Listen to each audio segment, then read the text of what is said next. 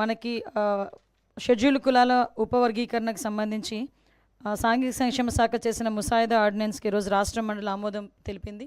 ఏదైతే గౌరవ ముఖ్యమంత్రి గారు చంద్రబాబు నాయుడు గారు ఉద్దేశం, అదేవిధంగా అంబేద్కర్ గారు కానీ జగజ్జీవన్ రావు గారు కానీ ఎప్పుడూ కూడా ఆలోచించే విధానం సమాన స్వేచ్ఛా అవకాశాలు ఉండాలి, సమాన అవకాశాలు ఉండాలని ఒకే ఒక ఉద్దేశంతో వాళ్ళు చేసిన ఆ రోజు తీసుకున్న నిర్ణయం, ఆ రోజు నుంచి ఈ రోజు వరకు కూడా ఆ నాయకుల తాలూకా మార్గదర్శకాలతో ఈరోజు నడుస్తున్న ప్రభుత్వాలు మనందరం కూడా చూసాం.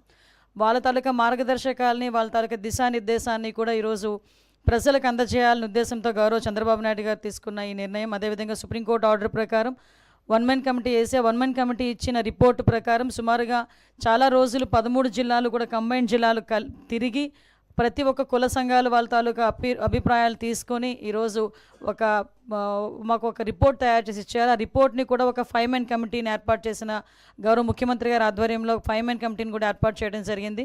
5 man కమిటీ ఇచ్చిన రిపోర్టుని బేస్ చేసుకొని ఆ రోజు మంత్రిమండలిలోని ఒకసారి మనం అందరం దానికి ఆమోదం పొందాం.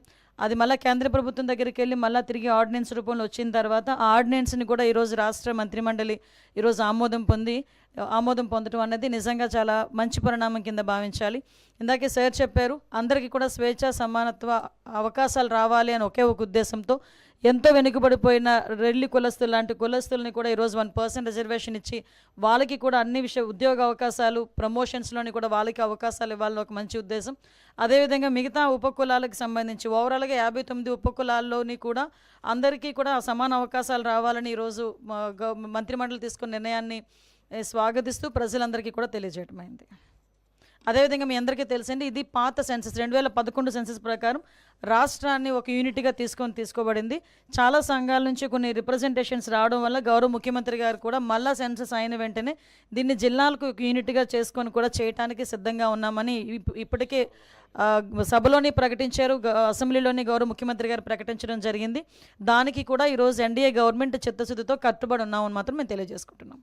తిరుపతి అనేసరికి ఒక ఆధ్యాత్మిక ప్రదేశం, దాని మీద చాలా సెంటిమెంట్ ఉంటుంది.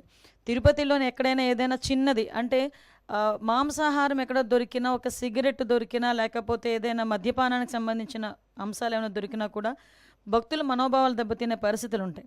అటువంటి సిచ్యువేషన్స్లో ఒక అబద్ధపు ప్రచారాన్ని నిజం చేయడానికి వాళ్ళు చేస్తున్న ప్రయత్నాలు, సాక్షాత్తు ఇంతకుముందు ఆ తిరుపతి దేవస్థానం చైర్మన్ చేసిన వ్యక్తి బయటకు వచ్చి ఆ తిరుపతి దేవస్థానం తాలూకా ప్రాధాన్యత, దాని తాలూకా సెంటిమెంట్ తెలిసిన వ్యక్తిగా ఆయన అటువంటి కామెంట్స్ చేసేటప్పుడు ఆయన సెన్స్ పనిచేయాలి, చిత్తశుద్ధితో ఉండాలి.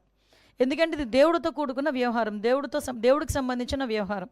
ఇప్పుడు ఏదో మత సంబంధించిన ఘర్షణలు తీసుకురావాలి, ఎక్కడో law and order issues create అవ్వాలి కాబట్టి ఈ రకంగా మనం చేయటం. ఇంతకుముందు మీకు తెలుసు, ఒక పింక్ డైమండ్ అని చెప్పి ఒక రకమైన దుష్ప్రచారం చేశారు. అరే అసలు పింక్ డైమండే లేదు అని చెప్పి ఆర్కియాలజీ డిపార్ట్మెంట్ వాళ్ళు కూడా బయటకు వచ్చి చెప్పే పరిస్థితి వచ్చింది. అంటే ఏదో రకంగా తిరుపతి దేవస్థానం అంటే ప్రజల సెంటిమెంట్, దాని మీద ఒక బురద జల్లితే గవర్నమెంట్కి చెడ్డ పేరు వస్తుంది, దానివల్ల పూలన మత ఘర్షణలు తీసుకురావచ్చు అని ఒక దురాలోచనతో వాళ్ళు చేస్తున్న కామెంట్స్ తప్పించి వీటిలో నిజం లేదు అని నిన్న నిజాలు ఈవో శ్యామలారావు గారు చాలా క్లియర్గా చెప్పారు. ఎంత దౌర్భాగ్యం అంటే అక్కడ ఈవెన్ ఆ గోశాలకి 2023 నుంచి విజిలెన్స్ అధికారులని కూడా లోపలికి రానివ్వని పరిస్థితి, అంటే లోపల ఏం జరుగుతుందో కూడా తెలియని పరిస్థితి.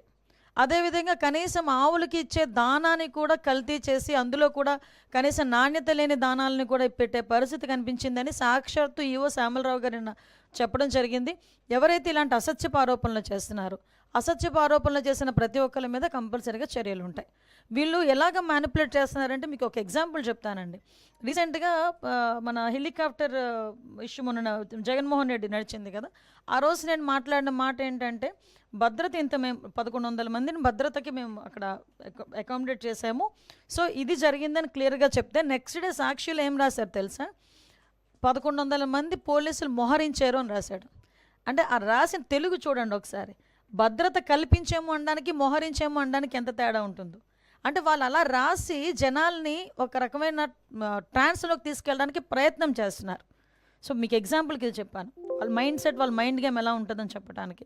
మీరు ఇందాక మన రామారెడ్డి గారు చెప్పారు, మత ఘర్షణలు తీసుకురావాలని ఏకైక లక్ష్యం.